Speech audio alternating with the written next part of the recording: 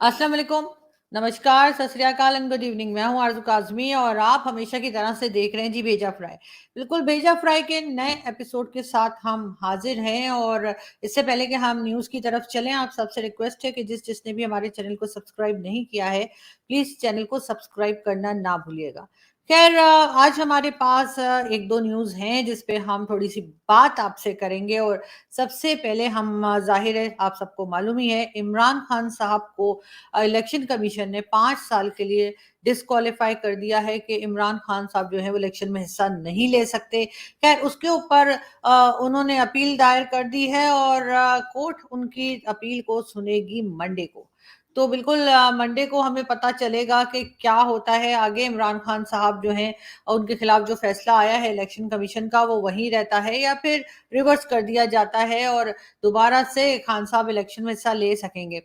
वैसे ये हमने पहले भी बहुत बार देखा है, इस किस्म के फैसले आते रहते हैं और जो कि काफ़ी कमज़ोर होते हैं। लेकिन पहले से उनकी जो पॉलिटिकल पार्टी है इमरान खान साहब की पीटीआई के लोग, वो शायद ये समझ रहे थे या उनकी तरफ ये खबर चली गई होगी, न्यूज़ उन्हें मिली होगी कि शायद इमरान खान को यानी कि इमरान खान न्याज़ी को जो है डिस्क्वालीफाई करने जा रहे हैं। इसी वजह से शायद उनकी पार्टी के कुछ जो लोग हैं वो अजीब-अजीब स्टेटमेंट दे रहे थे और धमका भी रहे थे।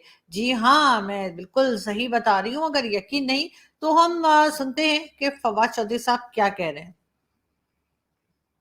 आपका बाप भी इमरान खान को डिस्क्वालीफाई नहीं कर सकता। आप इमरान खान को सीन से हटाएं और फिर मुझे आप इस्लामाबाद से निकल के दिखाएं। जी, तो फवाद साहब बताना ये था कि वो आपके अब्बू जी ने जो है, वो इमरान खान साहब को डिस्क्वालीफाई कर दिया है और इस्लामाबाद से अब वो निकल भी रहे हैं और आ भी रहे हैं और जा भी रहे हैं। तो बिल्कुल ये कोई नई बात नहीं है जिसके लिए पीटीआई के लोग इतने हैरान हो रहे हैं कि जी क्या हो गया है, क्योंकि इससे पहले भी 75 ईयर्स से पाकिस्तान में जो गवर्नमेंट आती है, वो एस्टेब्लिशमेंट के ही आशीर्वाद से आती है। जब तक वो लोग चाहते हैं वो रहते हैं और जब वो नहीं चाहते तो वो नहीं रहते। यहाँ तक भी हुआ है कि एक बहुत ही पॉपुलर किस्म के लीडर जुल्फ़िकार अली भुट्टो साहब जो हमारे प्राइम मिनिस्टर भी रह चुके थे, उनको फांसी तक लगा दिया गया और कोई कुछ नहीं कर पाया और जो लोग उनके साथ थे वो भी 9-11 हो गए। इसी तरीके से जब बेनज़ीर की गवर्नमेंट गिराई गई तब भी वो बहुत अपने आप को मजबूत समझ रही थी और उसकी वजह भी यही थी कि चाहे जुल्फ़िकार अली भुट्टो हों, चाहे इमरान खान हों, चाहे नवाज़ शरीफ हों, बेनज़ीर हों, कोई भी हो, यहाँ तक कि इस वक़्त के प्राइम मिनिस्टर शहबाज़ शरीफ साहब भी जो आए हैं और सीट पर बैठे हैं या बिलावल भुट्टो ज़रदारी जो कि फ़ॉरेन मिनिस्टर बने हैं, ये सब के सब पैदावार हैं एस्टेब्लिशमेंट की, यानी कि हमारी फ़ौज। अब जो कहा जाता है कि जी फ़ौज के बारे में बार-बार बताया जा रहा है कि जी हमारा कोई रोल नहीं है पॉलिटिक्स में, हम बिल्कुल इंटरफेयर नहीं कर रहे। तो दुनिया की ऐसी कौन-सी आर्मी है जो बार-बार इस तरह के स्टेटमेंट देती है कि जी हमारा कोई लेना-देना नहीं है और हम बिल्कुल भी इंटरफेयर नहीं कर रहे पॉलिटिक्स में। ये सिर्फ़ पाकिस्तान में होता है और उसकी वजह भी यही है कि हमेशा से पाकिस्तान की पॉलिटिक्स में एक ख़ास रोल रहा है हमारी फ़ौज का और हमारे एस्टेब्लिशमेंट का, जिसकी वजह से अब उन्हें बार-बार ये बताना पड़ रहा है, क्योंकि अब जो नई जनरेशन आई है, जो नए लोग आए हैं, उनको ये सब चक्करबाजियाँ समझ में आ चुकी हैं और उन्हें मालूम है कि क्या चल रहा है, क्या नहीं चल रहा। बहरहाल मैं आपको एक पिक्चर दिखाती हूँ और ये आपको बिल्कुल ये जो पिक्चर है, ये आपको असल में सही पिक्चर बताएगी एस्टेब्लिशमेंट और पाकिस्तान की। ये देखिए, ये एक साइकिल की वैसे तो पिक्चर है और इसमें उर्दू में लिखा हुआ है और जो लोग उर्दू नहीं पढ़ सकते, मैं उनके लिए पढ़कर बता देती हूँ कि इसमें लिखा है, अगर ये ज़ंजीर यानी अगर ये चेन नहीं होती तो ये साइकिल कब की चोरी हो गई होती और अगर इसी तरह से अगर आर्मी नहीं होती तो पाकिस्तान भी कब का कट मिट चुका होता। और देखो आर्मी ने पाकिस्तान को इसी तरह से बचा कर रखा है जिस तरह से इस चेन ने साइकिल को बचा के रखा है। बिल्कुल जी, ये इसमें लिखा हुआ है और आप समझ सकते हैं कि इसका क्या मतलब है, मुझे ज़्यादा एक्सप्लेन करने की ज़रूरत नहीं है। लेकिन बहरहाल बात हम कर रहे थे एफएटीएफ की तरफ, अब हम चलते हैं इमरान खान के बाद। और इमरान खान साहब जो हैं वो उनका ये भी कहना है, जाता है इमरान खान की न्यूज़ से आगे बढ़ने से पहले ये भी बता दूं, इमरान खान ने कहा है कि जी अगर उनके खिलाफ फैसला जो आया है उसको ना हटाया गया और उनको लॉन्ग मार्च ना करने दिया गया तो वो पूरे पाकिस्तान को बंद कर देंगे। मगर खान साहब, पाकिस्तान तो पहले ही बंद पड़ा है। कौन सी फैक्ट्रीज चल रही हैं हमारी? आपने जब 4 साल गुजारे तो आपने कौन सा पाकिस्तान में कोई ट्रेड शुरू करवा दी थी किसी कंट्री के साथ, या कौन सी इंडस्ट्रीज चल गई थी? बल्कि आपने तो सी पैक को भी बंद कर दिया, यानी सी पैक का भी पैक कर दिया। तो फिर अब ये कहना कि जी पाकिस्तान को आप बंद करवा देंगे, पाकिस्तान पहले ही बंद है, ये बात शायद आप जानते होंगे, और अगर नहीं जानते तो मैं आपको बता रही हूँ। खैर, हम आगे चलते हैं, हम बात करेंगे एफएटीएफ की, लेकिन उससे पहले हम एक वीडियो देख लेते हैं। देख रही है ना आप, तो यहाँ सुन रहे हैं मेरे भाई, हम आपसे ये कह रहे हैं, ये रेड लाइन, ये मेरे भी हाथ में बांध दो, रेड लाइन। हमने कहा था इमरान खान हमारी रेड लाइन है, ये लो अली, लाइव जा रहा है, जब भी तो दिखा रहे हैं कि इमरान खान हमारी रेड लाइन है। ये लो असलम खान, तुम भी बांधो।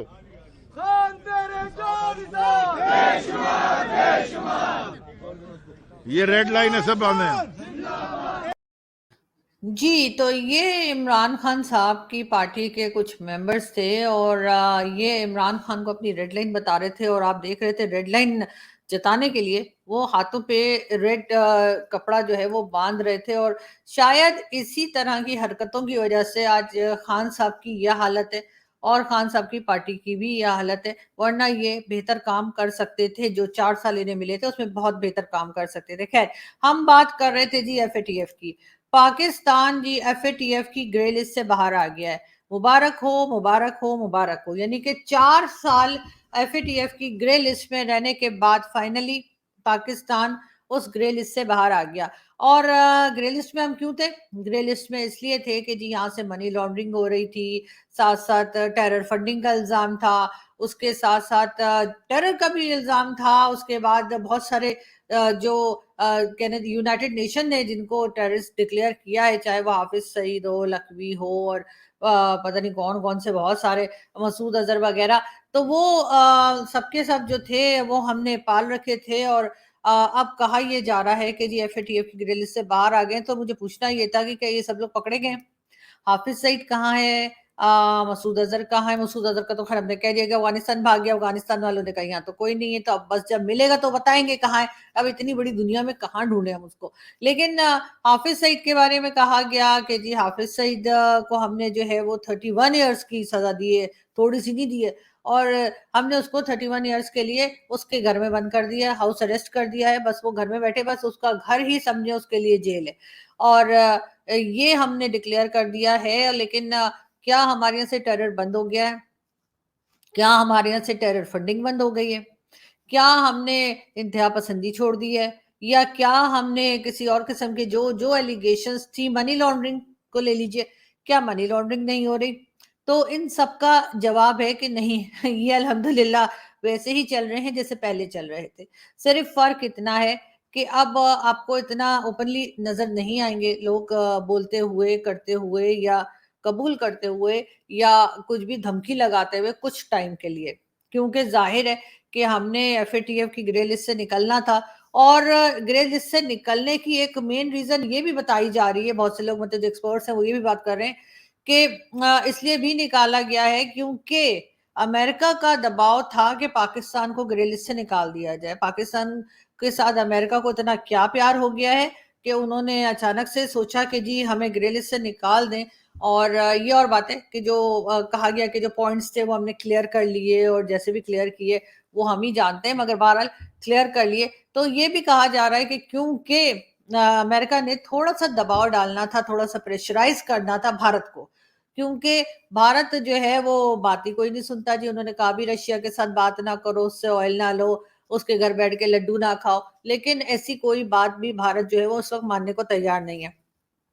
क्योंकि इंडिया की इस वक्त इकोनॉमी बेहतर जा रही है, उनकी फॉरेन पॉलिसी बेहतर जा रही है, तो उनका कहना है कि जी हम अपनी मर्जी से, हमारी मर्जी हम किसी से ऑयल लें, हमारी मर्जी हम किसी से बात करें, हमारी मर्जी हम किसी के यहाँ जाएं ना जाएं, इस किस्म की बातें उनके फॉरेन मिनिस्टर भी करते आ रहे हैं और साथ साथ उनके प्राइम मिनिस्टर भी भारत के। और ये बात अमेरिका को कहा जा रहा है कि पसंद नहीं आ रही। अब अगर अमेरिका ने दबाव डालना हो या प्रेशराइज करना हो इंडिया को किसी तरह तरीके से, तो वो अपने हिसाब से करते हैं। उनको लगता है कि अगर वो पाकिस्तान को ग्रे लिस्ट से निकाल देंगे तो शायद इंडिया को बुरा लगेगा, जो कि लगा भी है। बहुत से लोग वहां पे ये बात कर रहे हैं कि जी ये किस तरह से हो गया कि जी टेरर फंडिंग और साथ साथ मनी लॉन्ड्रिंग, और ये जितने भी लोग हैं चाहे हाफिज सईद और वगैरह वगैरह वगैरह, इन सब के होते हुए भी जो है पाकिस्तान ग्रे लिस्ट से बाहर कैसे आ गया। लेकिन बात तो सारी यही है ना कि जी अगर अमेरिका चाहे तो कुछ भी हो सकता है, तो बिल्कुल ऐसा ही हुआ है। और अब आगे देखना यह है पाकिस्तान इन सब चीजों को लेकर कैसे आगे बढ़ता है और किस तरह से इन दोबारा से अपने आप को बचाता है कि फिर से ग्रे लिस्ट में ना चला जाए। क्योंकि एक तरफ ये भी कहा जा रहा है कि मॉनिटर किया जाएगा पाकिस्तान को, और अगर फिर दोबारा कोई गलती होती नजर आई तो एक बार फिर पाकिस्तान ग्रे लिस्ट में जा सकता है। मगर साथ साथ मैं आपको ये भी बता दूं कि टीटीपी के साथ हमारे टर्म्स बड़े बेहतरीन चल रहे हैं, और अफगानिस्तान बॉर्डर या केपीके की साइड से टीटीपी वाले मुसलसल भत्ता भी ले रहे हैं और वहां पर हथियार लेकर आपको खड़े हुए भी नजर आएंगे। इसी वजह से स्वात में भी हंगामे हैं, लोग प्रोटेस्ट कर रहे हैं कि टीटीपी वालों को यहां से निकाला जाए। आतिफ खान साहब इमरान खान साहब के मिनिस्टर हैं, केपीके के स्पोर्ट्स के मिनिस्टर हैं, और इनको टीटीपी वालों ने लेटर लिखा है, लव लेटर नहीं लिखा है, उनको ये लेटर लिखा है कि जरा जी 80 लाख जो है 80 लाख रुपए मांगे, डॉलर नहीं। उनको पता है डॉलर तो हमारे पास खुद नहीं है, हम तो खुद डॉलर मांगते फिर रहे हैं, तो डॉलर क्यों मांगेंगे हमसे।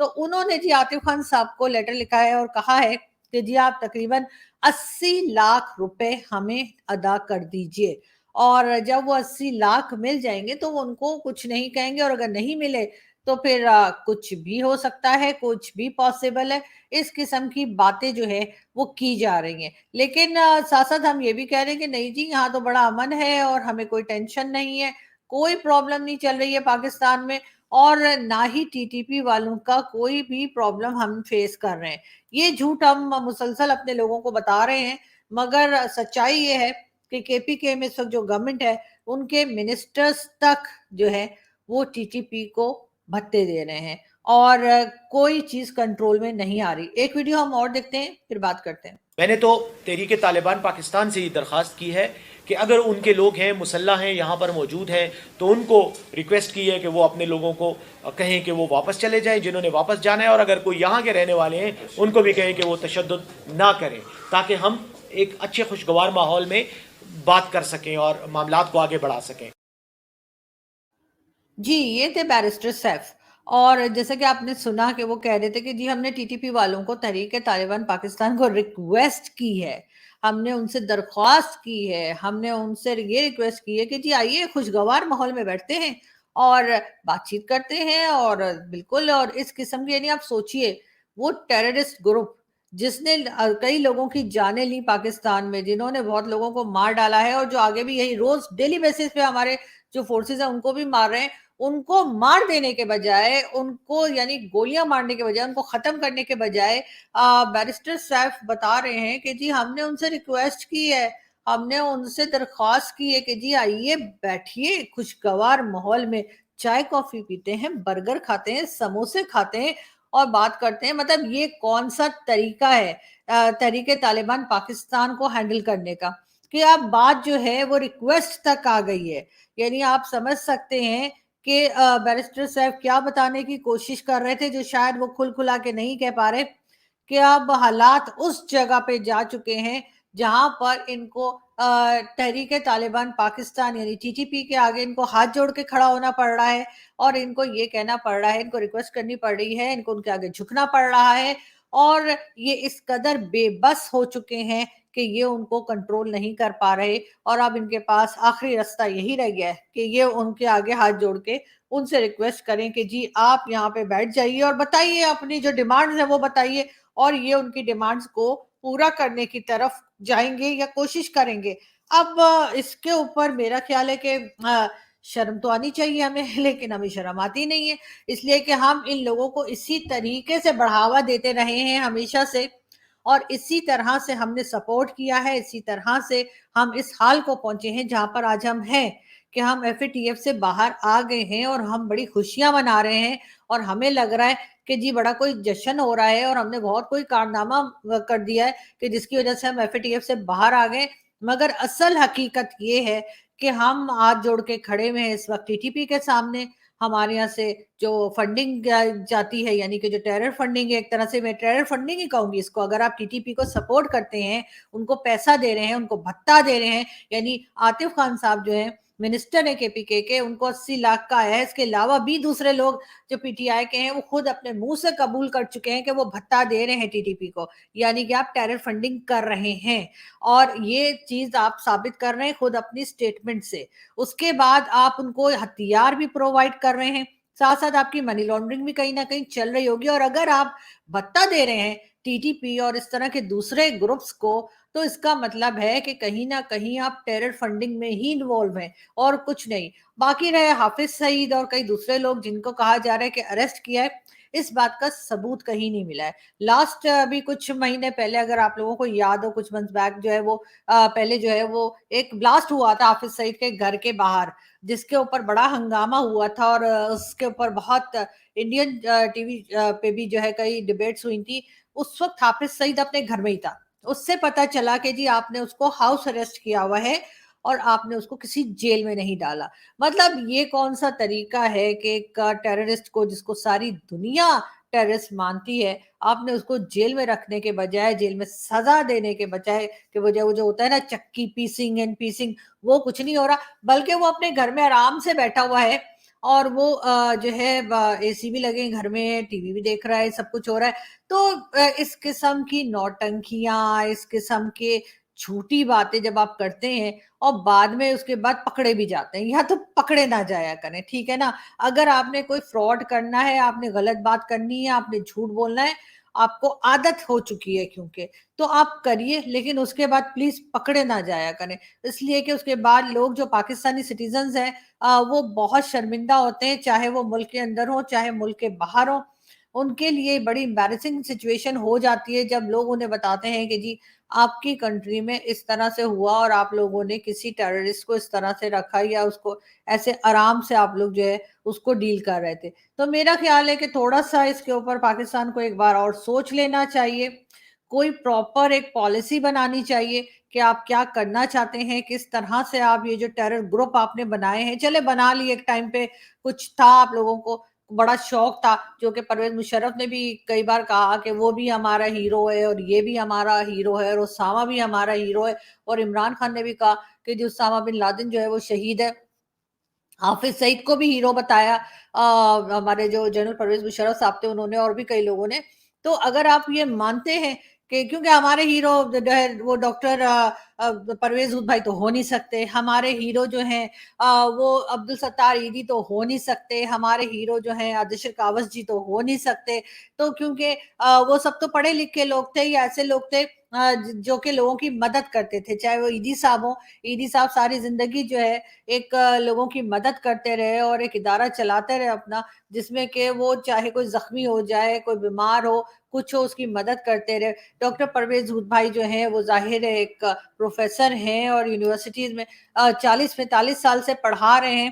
اور ساتھ ساتھ عادشر کاوس جی ایک بہت بڑے جرنلسٹ تھے ہمارے، اور ساتھ اب ڈاکٹر عبدالسلام جن کو نوبل پرائز بھی ملا تھا. تو وہ ظاہر ہے وہ ہمارے ہیرو نہیں ہو سکتے. ہمارے ہیرو جو ہیں وہ اسی قسم کے لوگ ہوتے ہیں، چاہے وہ حافظ سعید ہوں، چاہے وہ احسان اللہ احسان ہو، یا جس کو ہماری نمبر 1 ایجنسی نے اپنے پاس رکھا اور اس کے بعد پوری فیملی سمیت وہ غائب ہو گیا. آج تک اس بات کا جواب کوئی نہیں دے رہا کہ آخر وہ گیا تو کہاں گیا.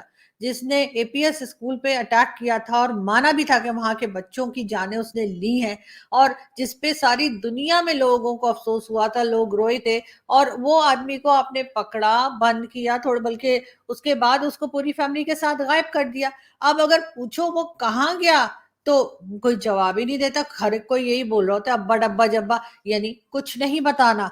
तो जी बिल्कुल, और इस तरह की बातों के बाद अगर आप एफएटीएफ से बाहर आ जाते हैं, मैं तो इसको चमत्कार ही कहूंगी और कुछ नहीं। और इसका मतलब है चमत्कार होते हैं दुनिया में कि सब कुछ करें उसके बाद भी आप बाहर आ जाएं। लेकिन खैर एज अ पाकिस्तानी मुझे बड़ी खुशी है कि हम एफएटीएफ से बाहर आ गए हैं, चाहे हमने उसके लिए जो जो मेन पॉइंट्स हैं हमारे के टेरर फंडिंग और टेररिस्ट और ये सब कुछ, वो पूरी तरह से मैं ये समझती हूँ कि हमने क्लियर नहीं किए हैं, लेकिन फिर भी हम बाहर आ गए हैं। तो इसका मतलब है कि दुनिया कहीं ना कहीं हमारे ऊपर भरोसा कर रही है। तो अगर हमारे ऊपर भरोसा कर रही है, एक बार फिर हमें चांस दिया जा रहा है, चाहे उसका जो भी रीजन हो, तो मेरा ख्याल है उसके ऊपर पाकिस्तान को बहुत सख्ती के साथ काम करना चाहिए और उसके उनकी उम्मीदों पे हमें पूरा उतरना चाहिए कि हाँ, हम इस बार जो है अपने यहाँ पे इस किस्म की कोई इजाजत नहीं देंगे कि कोई जाकर किसी दूसरी कंट्री के लोगों को परेशान करे या उनकी जाने ले। मगर खैर ये एक आगे फ्यूचर में ही हमें पता चलेगा कि क्या होता है और क्या नहीं होता। लेकिन इस वक्त जो सूरत हाल है पाकिस्तान की, वो मैंने आपको बताया है। जैसे कि टीटीपी वाले जो हैं वो पूरी तरह से केपीके के अंदर बैठे हुए हैं, और ना सिर्फ बैठे हुए हैं बल्कि वो भत्ता भी ले रहे हैं, और ना सिर्फ आम आदमी से ले रहे हैं बल्कि बड़े बड़े जो मिनिस्टर्स बैठे हुए हैं उनको लेटर्स जा रहे हैं, और उसके बाद वो उनको पेमेंट भी कर रहे हैं। इसके बाद भी अगर हम ये कहते हैं कि नहीं, हमारे यहाँ तो ऐसा कुछ भी नहीं हो रहा, तो मेरा ख्याल है कि हमें फिर अपने ऊपर का फ्लोर चेक कराने की जरूरत है।